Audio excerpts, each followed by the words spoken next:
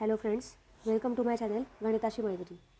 गेले 3 दिवस मी सराव प्रश्नसंच भाग 1, भाग 2 बुद्धिमत्ता आणि सराव प्रश्नसंच भाग 1 गणित असे 3 व्हिडिओ ऑलरेडी पोस्ट केलेले आहेत.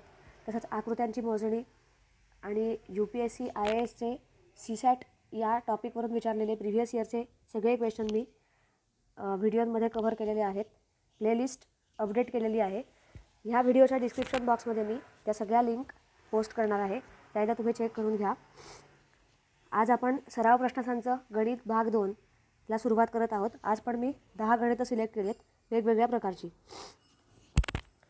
पहिला प्रश्न आहे, संजय, अशोक आणि केतन यांनी 1, 3, 5 या प्रमाणात गुंतवणूक करून एक धंदा सुरू केला. 4 महिन्यानंतर संजयने पूर्वी जेवढी गुंतवणूक केली होती तेवढीच पुन्हा गुंतवणूक केली. अशोक तसेच केतन यांनी त्यांची गुंतवणूक पूर्वीपेक्षा निम्मे केली. तर वर्षाअखेर त्यांच्या नफ्याचे प्रमाण किती असेल? आता सगळ्यात पहिल्यांदा इथे 3 जण आहेत, संजय, अशोक आणि केतन.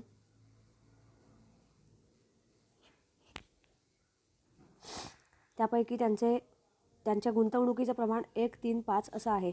तर मी मानेन की x, 3x आणि 5x. 4 महिन्यानंतर संजयने पूर्वी जेवढी गुंतवणूक केली होती तेवढी पुन्हा गुंतवणूक केली. म्हणजे 4 महिन्यांसाठी संजयने x एवढी गुंतवणूक केली आणि 4 महिन्यानंतर म्हणजे 8 महिन्यांसाठी टोटल त्याने पूर्वी जेवढी केली होती म्हणजे x केली होती तेवढीच पुन्हा केली. म्हणजे x अधिक x म्हणजे 2x एवढी गुंतवणूक त्याने केली 8 महिन्यांसाठी. अशोक आणि केतन यांनी त्यांची गुंतवणूक पूर्वीपेक्षा निम्मे केली 4 महिन्यानंतर. म्हणजे 4 महिने त्यांनी त्यांची गुंतवणूक 3x ठेवली आणि 4 महिन्यानंतर म्हणजेच 8 महिन्यांसाठी अशोकने गुंतवणूक केली निम्मे म्हणजे 3x/2 आणि केतनने 4 महिन्यांसाठी 5x गुंतवणूक केली आणि 8 महिन्यांसाठी त्याने 5x/2 एवढी गुंतवणूक केली. आता जर हे सॉल्व केलं तर आपल्याला गुंतवणुकीचा रेशो मिळेल 4x अधिक 8×2 16x म्हणजे 20x. 4 त्रिक 12x अधिक 2 चोक 8 4 त्रिक 12 12 आणि 12 24x आणि 2 चोक 8 4 पंचे 20 आणि 4 पंचे 20 म्हणजे 40x. म्हणजे गुंतवणुकीचा रेशो आपल्याला मिळाला 20x 24x 40x. अशोक आणि केतन यांनी त्यांची गुंतवणूक पूर्वीपेक्षा निम्मे केली. तर वर्षअखेर त्यांच्या नफ्याचे प्रमाण किती? आता गुंतवणुकीचं प्रमाण हेच नफ्याचं प्रमाण असतं. त्यामुळे 20x 24x 40x या प्रमाणात ह्या सगळ्यांना 4ने भाग जाईल. त्यामुळे 4 पंचे 20 4 सक 24 4 10 40 म्हणजे 5x 6x 10x म्हणजे 5 6 10 5 6 10 असं त्यांच्या नफ्याचं प्रमाण असेल. म्हणजे पर्याय क्रमांक 3 हे योग्य उत्तर झालं. 5 6 10 गुंतवणुकीचं प्रमाण म्हणजेच नफ्याचं प्रमाण. इथे 4 महिन्यांसाठी संजयने x एवढी गुंतवणूक केली होती. नंतर 8 महिन्यांसाठी त्याने पूर्वीच्या एवढीच परत एकदा म्हणजेच x अधिक x म्हणजे टोटल 2x एवढी गुंतवणूक केली होती. तर अशोक आणि केतन यांनी 4 महिन्यांसाठी 3x आणि 5x रिस्पेक्टिव्हली एवढी गुंतवणूक केली आणि 8 महिन्यांसाठी त्याने मागे 4 महिन्यांसाठी जी गुंतवणूक केली होती त्याच्या निम्मे गुंतवणूक केलेली आहे.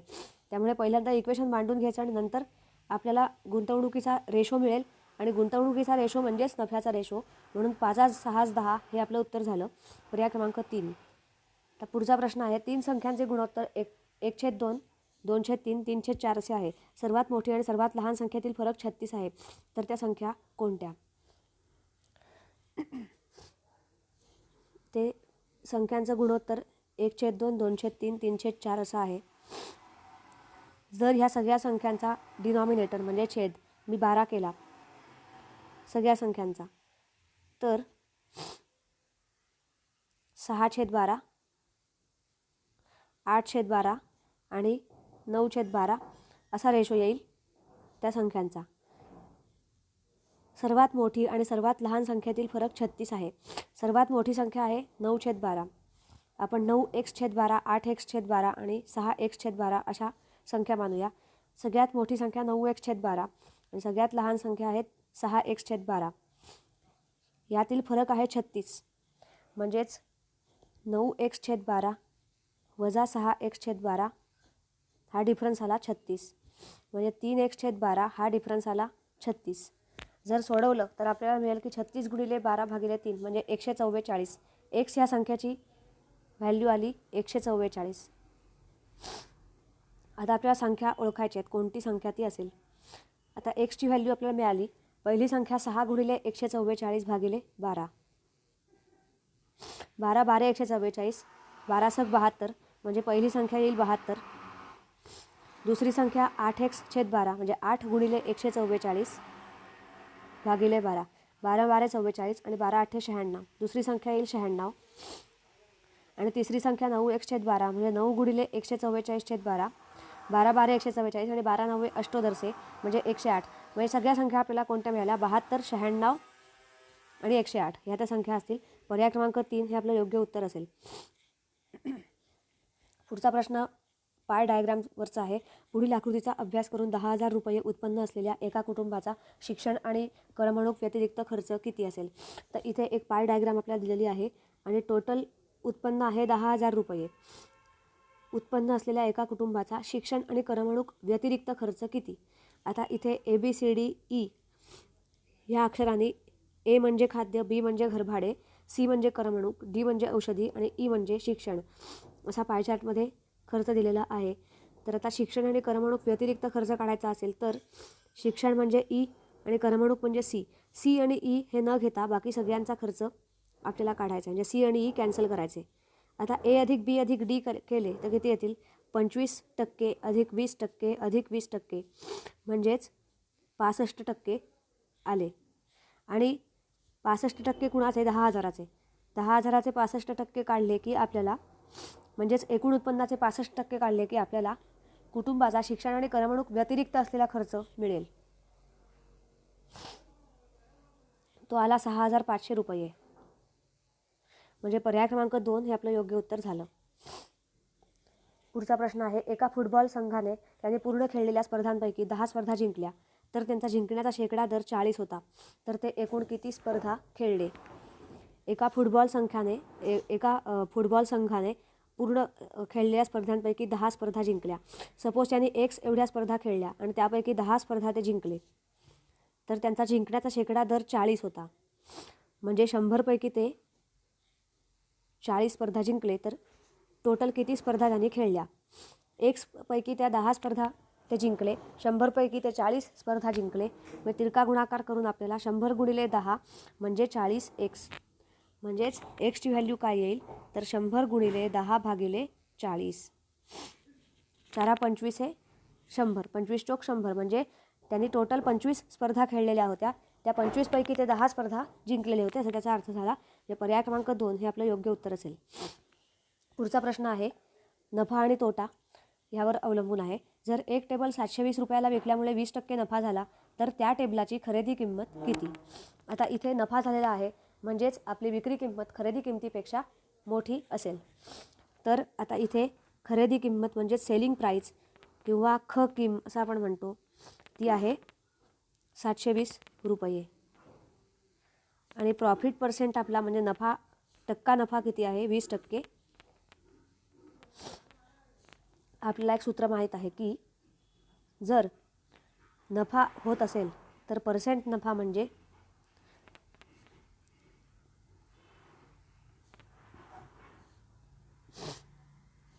इथे खरेदी किंमत नाही, इथे ही SP म्हणजे विक्री किंमत आहे. विकिम नफा म्हणजे विक्री किंमत. विक्री किंमत म्हणजेच आपण त्याला सेलिंग प्राईस म्हणतो. Selling price minus cost price भागिले कॉस्ट प्राईस गुणिले 100 म्हणजे विक्री किंमत वजा खरेदी किंमत भागिले खरेदी किंमत गुणिले 100. आता इथे नफा 20%चा आहे म्हणजे 20/100 म्हणजेच 720 वजा CP भागिले CP. 20/100 म्हणजे 1/5. 1/5 म्हणजे 720 वजा CP भागिले CP. म्हणजे CP म्हणजे किती? 720 गुणिले 5 वजा 5 CP. 5 CP 5 CP झाले 6 CP. 6 CP म्हणजे 720 गुणिले 5 म्हणजेच CP किती? 720 गुणिले 5 भागिले 6 म्हणजे 600 रुपये ही आपली CP म्हणजेच कॉस्ट प्राईस म्हणजेच खरेदी किंमत 600 रुपये असेल. म्हणजे पर्याय क्रमांक 3 हे आपलं योग्य उत्तर झालं. आता हाच एक प्रश्न आपण एका वेगळ्या पद्धतीने करू शकतो. जेव्हा नफा झालेला असतो तेव्हा आपण असं एक्सप्रेस करू शकतो की CP into 100 plus X% is equal to SP. म्हणजेच खरेदी किंमत गुणिले 100 अधिक % जो पर्सेंटेजमध्ये आपला जो नफा आहे, एक्स म्हणजे नफा प्रॉफिट, एस पी म्हणजे विक्री किंमत आणि सी पी म्हणजे खरेदी किंमत. हा एक फॉर्म्युला आहे शॉर्टकट. सी पी गुणिले 100 अधिक x% बरोबर एस पी. आता इथे सी पी आपल्याला माहीत नाही, म्हणजे सी पी गुणिले 100 अधिक एक्स म्हणजे आपल्याला इथे नफा झालेला होता 20%, म्हणजे इथे 20 आणि टक्के म्हणजे भागिले 100 परत एकदा, म्हणजेच 720. आता हे सूत्र सोडवलं की आपल्याला मिळेल सी पी गुणिले 120 भागिले 100 म्हणजे 720. म्हणजेच सी पी म्हणजे किती, 720 गुणिले 100 भागिले 120, 1272 म्हणजे 600 रुपये हे आपलं योग्य उत्तर आलं. कॉस्ट प्राईस म्हणजेच आपली खरेदी किंमत होती 600 रुपये. ह्या दोन वेगवेगळ्या प्रकारच्या मेथडने मी सॉल्व करून सांगितलं. एक म्हणजे आपला नेहमीचा फॉर्म्युला, नफा म्हणजे एस पी वजा सी पी भागिले सी पी गुणिले 100. एस पी म्हणजे विक्री किंमत, सी पी म्हणजे खरेदी किंमत. आणि दुसरं एक सूत्र आहे सी पी गुणिले कंसात 100 अधिक x% म्हणजे एस पी. आता एक्स म्हणजे इथे नफा आहे सांगितलेला. जर आपल्याला तोटा सांगितलेला असता तर आपण काय केलं असतं, तर वजा एक्स आपण केले असते. जर तोटा असेल तर हा फॉर्म्युला झाला असता वजा आणि एक्स, तिथे एक्सची व्हॅल्यू असते तोटा, जो तोटा दिलेला असता तो. ह्या मेथडने आपण उत्तर पटकन काढू शकतो. 720 रुपये इथे विक्री किंमत होती, खरेदी किंमत असेल 600, म्हणजे आपल्याला नफा झाला आहे 20%चा. पर्याय क्रमांक 3 आपलं योग्य उत्तर असेल. पुढचा प्रश्न आहे, एका व्यापाऱ्याने एक पेन 75 रुपयांना खरेदी केले आणि 150 रुपयाला विकले, तर त्यास किती टक्के नफा झाला. आता इथे कॉस्ट प्राईज आहे 75 रुपीज म्हणजेच खरेदी किंमत, आणि सेलिंग प्राईज म्हणजेच विक्री किंमत आहे 105 रुपये. तर नफा विचारलेला आहे. नफा म्हणजे एस पी वजा सी पी भागिले सी पी गुणिले 100. 105 वजा 75 भागिले 75 गुणिले 100. 105 वजा 75 म्हणजे 30 भागिले 75 गुणिले 100. 25 त्रिक 75, 25 चोक 100, 3 10 30, म्हणजे 40% आपल्याला नफा प्रॉफिट इथे झाला. पर्याय क्रमांक 3 आपलं योग्य उत्तर असेल 40%. पुढचा प्रश्न आहे, क्षला 4ने भागले असता बाकी 3 उरते, जर 2 क्षला 4ने भागले तर बाकी किती उरेल. क्षला 4ने भागले असता बाकी 3 उरते, तर जर 2 क्षला 4ने भागले तर बाकी किती उरेल. आता अशा प्रकारच्या प्रश्नात एक आपण क्षची व्हॅल्यू जी आहे ती आपण मानूया. आपल्याला माहीत आहे की 4 त्रिक 12 आणि 3 15, म्हणजे समजा क्ष ही संख्या मी 15 मानली, कोणतीही संख्या मानू शकतो क्ष ही, पण मी 15 मानली, तर आणि 4ने त्याला भागलं तर 4 त्रिक 12 आणि 3 15, म्हणजे बाकी 3 उरली.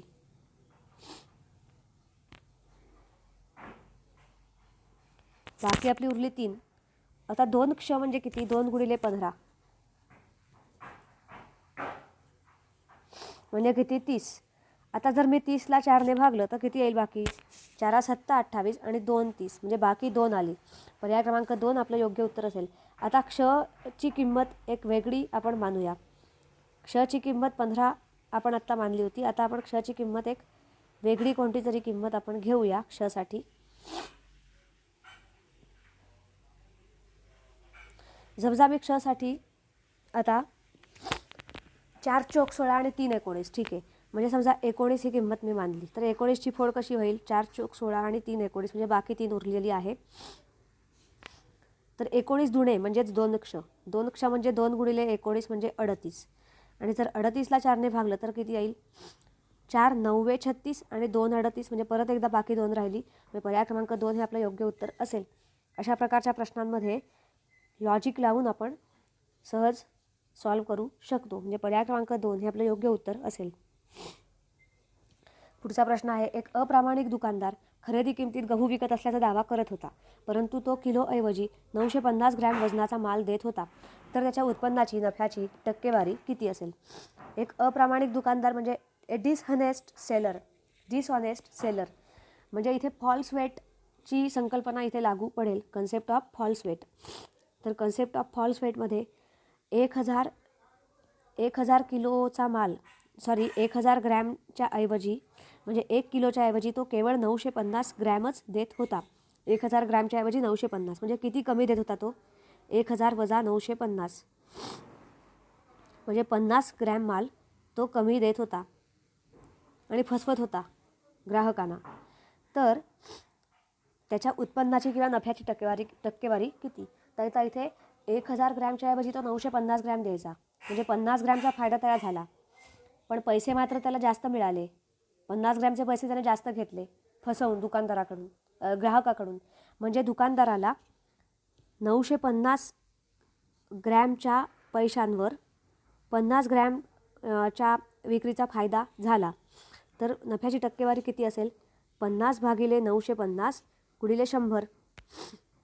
आणि 950 ग्रॅमच त्याने माल दिला आणि त्याच्यावर त्याला 50 ग्रॅम मालाचा फायदा झाला. कारण त्याने सांगितलं की 1000 रुपये 1000चा माल हा आहे, पण देत होता 950चाच म्हणजे 50 झाला फायदा. म्हणजे टोटल फायदा किती असेल? 50/950 गुणिले 100.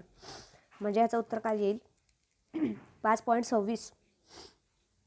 50/950 म्हणजे याचं उत्तर आलं 5.26% प्रॉफिट.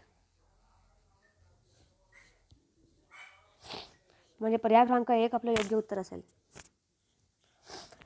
पुढचा प्रश्न आहे, पहिल्या वर्षी एका शहराची लोकसंख्या 8%ने वाढली आणि दुसऱ्या वर्षी 8%ने कमी झाली.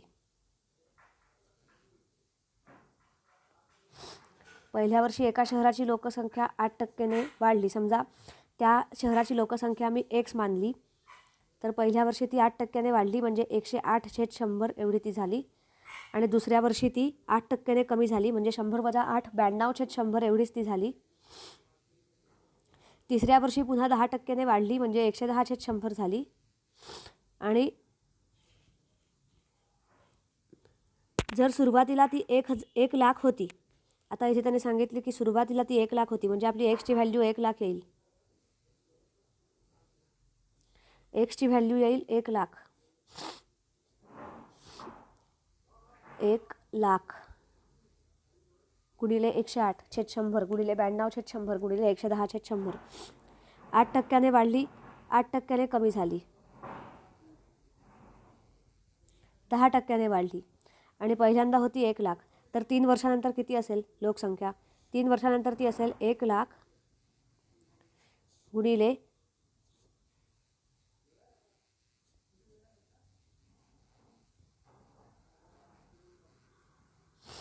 आता हे सॉल्व केल्यानंतर आपल्याला काय मिळेल उत्तर? 108 गुणिले 92 गुणिले 11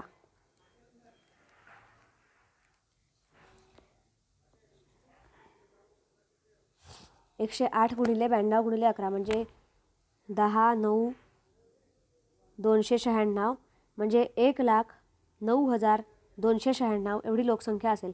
म्हणजे पर्याय क्रमांक 4 हे आपलं योग्य उत्तर आहे. 1,09,296 एवढी असेल लोकसंख्या तिसऱ्या वर्षाच्या शेवटी. आता पुढचा प्रश्न आहे, जर दोन संख्यांचा लसावी 315 असून मसावी 21 आहे, त्यापैकी एक संख्या 63 आहे, तर दुसरी संख्या खालीलपैकी कोणती? तर आता लसावी आणि मसावीचा एक इम्पॉर्टंट फॉर्म्युला असा आहे की लसावी गुणिले मसावी बरोबर पहिली संख्या गुणिले दुसरी संख्या. हा एक इम्पॉर्टंट फॉर्म्युला आहे. लसावी गुणिले मसावी इज इक्वल टू पहिली संख्या गुणिले दुसरी संख्या. आता दोन संख्यांचा लसावी आहे 315, मसावी 21 आहे, पहिली संख्या आहे 63, तर दुसरी संख्या किती असेल? दुसरी संख्या समजा मी एक्स मानली तर एक्सची व्हॅल्यू किती असेल? तर एक्स म्हणजे 315 गुणिले 21 भागिले 63.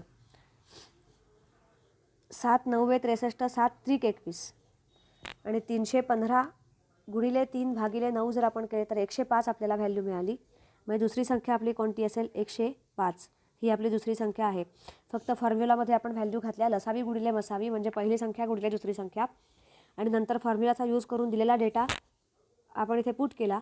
315 गुणिले 21 बरोबर 63 गुणिले एक्स म्हणजे ती संख्या जी होती आपल्याला काढायची ती सोडवल्यानंतर आपल्याला मिळालं एक्सची व्हॅल्यू 105 म्हणजे पर्याय क्रमांक 2 हे आपलं योग्य उत्तर असेल.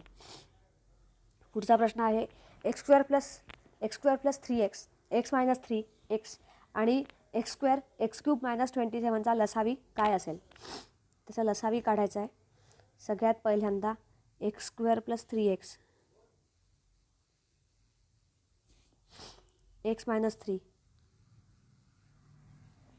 एक्स ही आपली पहिली संख्या आहे. त्याचे फॅक्टर आपण पाडून घेऊया. एक्स जर कॉमन काढला तर x plus 3, x minus 3 x, म्हणजे ह्याचे फॅक्टर काय पडतील, x square, x plus 3, x minus 3. हे पहिल्या संख्येचे फॅक्टर पडले. आणि दुसऱ्या संख्येचे फॅक्टर, दुसरी संख्या आहे x square x cube minus 27, x square x cube minus 27. म्हणजे आपण लिहू शकतो की x square x cube minus 27चं आपल्याला माहीत आहे की A cube minus B cube म्हणजे ए वजा बी, ए स्क्वेअर अधिक ए बी अधिक बी स्क्वेअर. हा एक फॉर्म्युला आपल्याकडे आहे, अल्जेब्रामध्ये आपण शिकलो. ए क्यूब मायनस बी क्यूब म्हणजे ए वजा बी, ए स्क्वेअर अधिक A B plus B square. म्हणजे इथे एची व्हॅल्यू आहे एक्स आणि बीची व्हॅल्यू आहे 27, बीची व्हॅल्यू आहे 3, एची व्हॅल्यू एक्स, बीची व्हॅल्यू 3. म्हणजे इथे एक्स वजा 3, एक्स स्क्वेअर अधिक 3x अधिक 9 असे फॅक्टर आपण पाडू शकतो. आता या दोन संख्यांचे फॅक्टर आपण पाडले. आपल्याला लसावी काढायचा आहे. लसावी म्हणजे दोन्ही फॅक्टरपैकी कॉमन फॅक्टर जे असतील तेवढेच आपण विचारात घेतो. आता इथे एक्स स्क्वेअर आहे, इथे पण एक्स स्क्वेअर आहे, म्हणजे इथे एक्स स्क्वेअर नक्की येईल. आणि इथे आहे एक्स प्लस 3, इथे आहे एक्स वजा 3 आणि इथे आहे एक्स वजा 3, म्हणजे एक्स वजा 3सुद्धा नक्की व्हॅल्यू त्यात येईल. आणि आता उरलेल्यापैकी जे कॉमन नाहीत ते पण घ्यायचे. एक्स अधिक 3 कॉमन नाही, म्हणजे एक्स अधिक 3 असेच लिहायचे. आणि हे पण कॉमन नाही आहे, ही टर्मसुद्धा कॉमन नाही, त्यामुळे ती पण टर्म तशीच लिहायची. एक्स स्क्वेअर अधिक 3x अधिक 9. परत एकदा एक्स वजा 3 एक्स अधिक 3 आपण लिहू शकतो की एक्स स्क्वेअर वजा 9.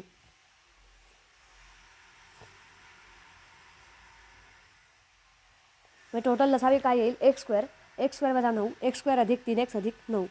म्हणजे पर्याय क्रमांक 3 हे आपलं योग्य उत्तर झालं. एक्स स्क्वेअर वजा 9, एक्स स्क्वेअर अधिक 3x अधिक 9. जर तुम्हाला एकदम लक्षात येत नसेल तर हा व्हिडिओ पॉज करून तुम्ही माझ्याबरोबर सॉल्व करा एक्झाम्पल.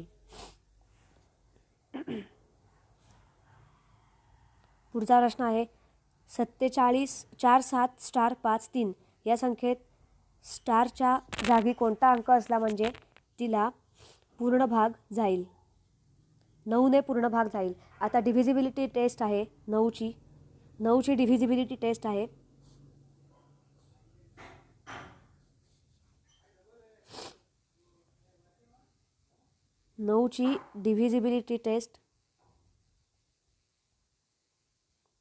की एखाद्या संख्येला जर 9ने निशेष भाग जात असेल आणि बाकी शून्य राहत असेल, निशेष भाग जात असेल आणि बाकी शून्य राहत असेल, तर त्या संख्येतील सगळ्या अंकांची बेरीज ही 9ची मल्टिपल असते. 9ची मल्टिपल असते त्या एखाद्या संख्येतल्या सगळ्या अंकांची बेरीज. तीच कन्सेप्ट जर इथे वापरली तर 4 7 स्टार 5 3 या संख्येत स्टारच्या जागी कोणता अंक असला तर त्याला 9ने पूर्ण भाग जाईल. 4 अधिक 7 अधिक स्टार अधिक 5 अधिक 3 ही जी संख्या असेल ती 9ची मल्टिपल असायला हवी. 4 आणि 7 11, 11 आणि 5 16, 16 आणि 3 19, म्हणजे 19 अधिक स्टार अशी संख्या आली. आणि 9च्या सगळ्यात जवळची संख्या 9 त्रिक 27, 9 दुणे 18, 9 त्रिक 27 आणि 27 वजा 19 म्हणजे 8. म्हणजे 8 ही जर संख्या स्टारच्या जागी असेल तर ह्या टोटल संख्येला 9ने निशेष भाग जाईल. पर्याय क्रमांक 4 आपलं योग्य उत्तर असेल. पुढचा प्रश्न आहे सर्व विद्यार्थ्यांच्या गटात 2/5 मुली आहेत आणि त्यातील 2/3 मुलींनी गणितात 90%च्या वर गुण मिळवले. जर 36 मुलींनी गणितात 90%च्या वर गुण मिळवले असतील तर मुली नसलेल्या विद्यार्थ्यांची संख्या दर्शवणारा पर्याय निवडा. आता इथे समजा एक्स एवढे लोक एका गटात असतील, टोटल एक्स एवढे लोक असतील तर त्यात मुली आणि मुलगे. मुली 2/5 आहेत म्हणजे 2x/5 मुली आहेत आणि उरले किती, एक्स सुद्धा 2x/5 म्हणजे 3x/5 मुलगे. आणि परत त्यातल्या 2/3 मुलींनी गणितात 90%च्या वर गुण मिळवले. 2/5 मधल्या 2/3 म्हणजे 2/3 गुणिले 2/5x म्हणजे 4x भागिले 15 एवढ्या मुलींनी गणितात 90%च्या वर गुण मिळवले.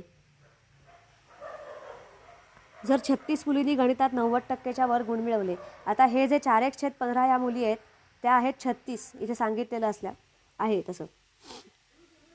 तर आता 4x/15 म्हणजे 36 म्हणजे एक्सची व्हॅल्यू 15 गुणिले 36 भागिले 4.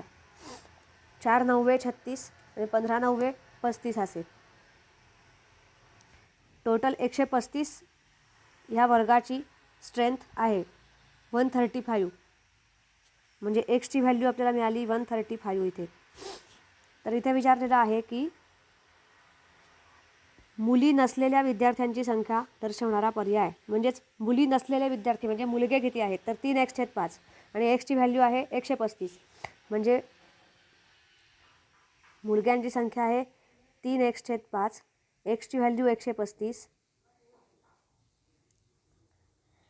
5 दुणे 10 आणि 3 5 7 35 आणि 3 गुणिले 27 म्हणजे 81 मुलगे ह्या क्लासमध्ये आहेत. 81 मुलगे ह्या क्लासमध्ये आहेत. म्हणजेच पर्याय क्रमांक 2 हे योग्य उत्तर झालं. हा व्हिडिओ जर तुम्हाला आवडला असेल तर चॅनलला सबस्क्राईब करा, लाईक आणि शेअर करा. आणि ह्या व्हिडिओच्या डिस्क्रिप्शन बॉक्समध्ये मी अजून मागच्या वेळी काल आणि परवाच्या दिवशी मी जे सराव प्रश्नसंच भाग 1 आणि भाग 2 बुद्धिमत्ता आणि सराव प्रश्नसंच भाग 1 गणित ह्याची 10 गणिताची पोस्ट केली आहे ती नक्की बघा. आकृत्यांची मोजणी हा एक विशेष व्हिडिओ मी केला आहे तोही बघा. आणि माझा अपकमिंग व्हिडिओ असेल पझल टेस्ट आणि सेन्स ऑफ डायरेक्शन टेस्ट ह्यावर एक अपकमिंग व्हिडिओ माझा असेल सेपरेट. त्यात 4 ते 5 गणितं असतील फक्त डायरेक्शन टेस्टवर आणि वेगवेगळ्या प्रकारची असतील इझी टू हार्ड लेव्हलची. Thanks for watching my video.